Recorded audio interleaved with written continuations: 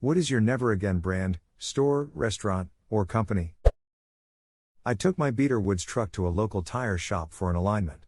They told me they couldn't align it because I had a sticky U-joint, and then charged me for an hour of labor because they had to take the tie rods off.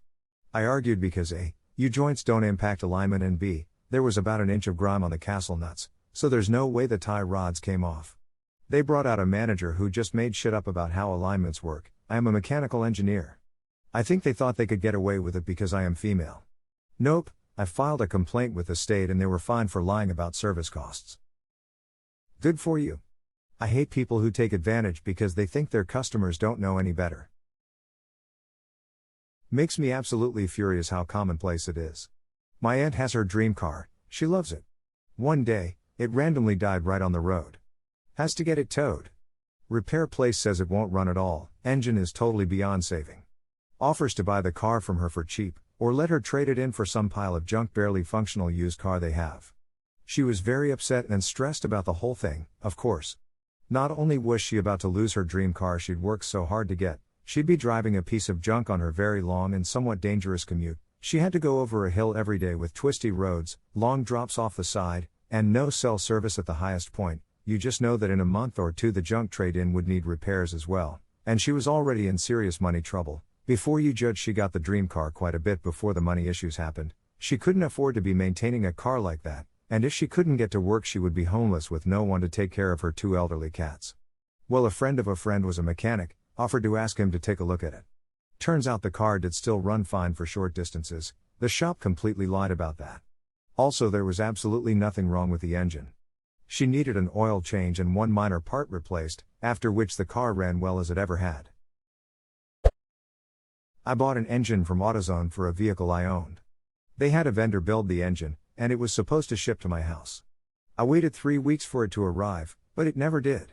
I contacted their store, was told that it hadn't shipped yet and was coming via FedEx freight.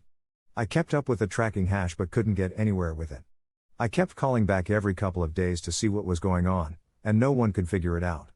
I finally managed to find out that it had shipped via another company, RL Freight, and had been delivered to somewhere else. It was like pulling teeth to get a refund on an engine I never received. It took another 2 weeks to get the refund. I won't buy a soda from AutoZone now. Yeah, I got 3 bad starters in a row from them. I thought I was losing my ducking mind. 4th came from a dealership and it's still in the truck 4 years later. Whenever buying a part from AutoZone or Advance, get it tested before leaving if possible. Mine got a whole batch of bad alternators once. Had to test 30 before they found a good one. If I see something is being shipped by On Track, I'll cancel. The 3 times they were the delivery company from Amazon, they lost one package completely and tried to say it wasn't their fault. The second package was also deemed lost but then showed up on my doorstep something like 6 weeks later.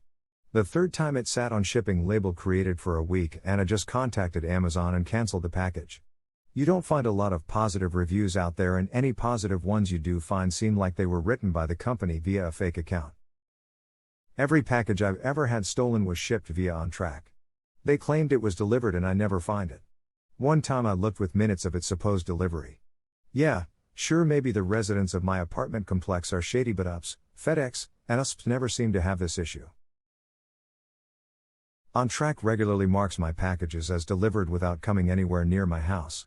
I always have to call and complain, and they have to come back the next day.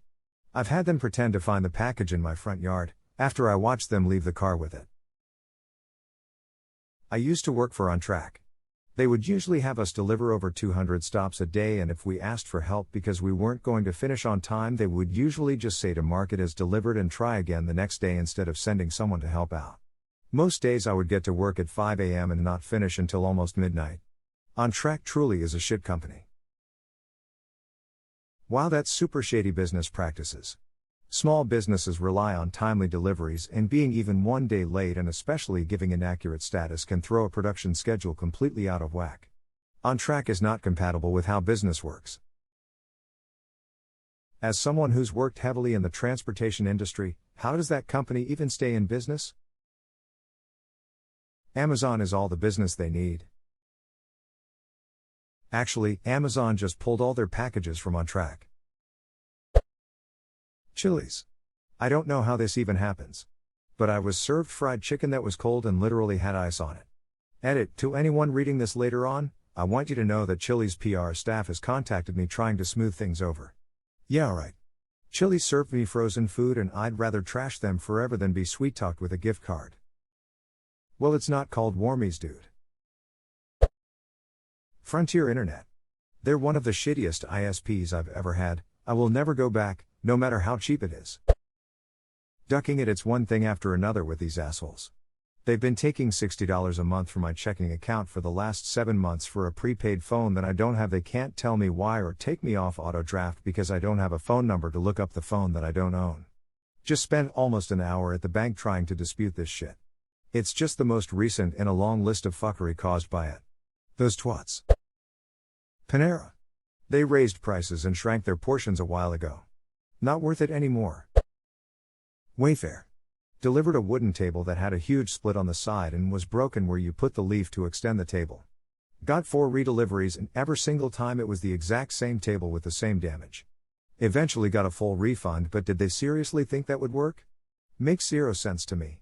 Bonus, ordered a bedroom set around the same time and paid for delivery and assembly. The assemblers were 23 through the assembly and told me they couldn't finish because they couldn't understand the instructions. Had them take all the stuff back and also got a refund. I had some fairly expensive furniture delivered from Art Van before and noticed a pretty big scuff where the laminate was chipped off the side of a computer hutch. This was the mid-90s lol. Anyway, they said they'd get another from the truck, which I found really implausible, and sure enough they were gone for 10 minutes before coming back with the same hutch, except they had colored in the chipped area with a brown marker. I made some interesting phone calls after that one. This really tickled me. Duck it, they won't notice. Spirit Airlines. Never again. Duck them. Flight from Vegas got cancelled. They don't even bother trying to put you on another flight, not only that you have to pay extra for the next flight available.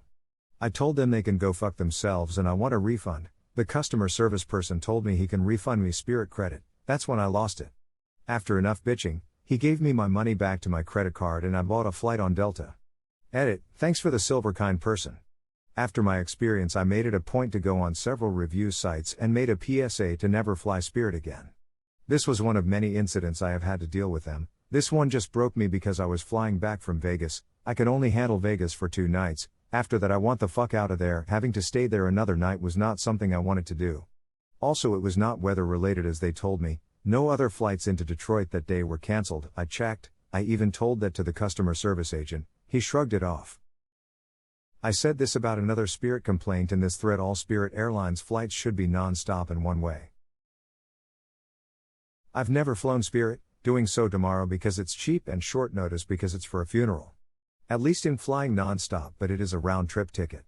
Edit: to anyone wondering, both flights had slight delays, but overall if you're looking to fly cheap then Spirit is totally fine, but I would advise just taking a backpack to avoid paying fees for carry-on or a checked bag. Comcast. A door-to-door salesman straight up lied to my dad, saying they had a 4 DVR setup that would cost less than what we were paying it. When the installation guy got there, he said that no, they didn't have a 4 DVR setup, he was told to give us the standard 2 DVR setup. Which was absolutely not something that would work in a house with 6 people with wildly different tastes in TV shows. So my dad tells him never mind, we're sticking with it then, but because the Comcast guy had already installed our new cable box, he couldn't take it back with him. So we had to mail it back to Comcast ourselves. The kicker is, 5 years later Comcast tried to bill my parents for the cable box, saying we never sent it back. My parents insisted they did, and Comcast wanted the UPS receipt, which obviously we no longer had because it was 5 years ago and we hadn't heard anything from them before this. So my parents refused to pay. Comcast sent a collections company after us, and when my parents explained the situation to the collection company, they were like, those duckers, we'll take care of this. That was, thankfully, the end of it.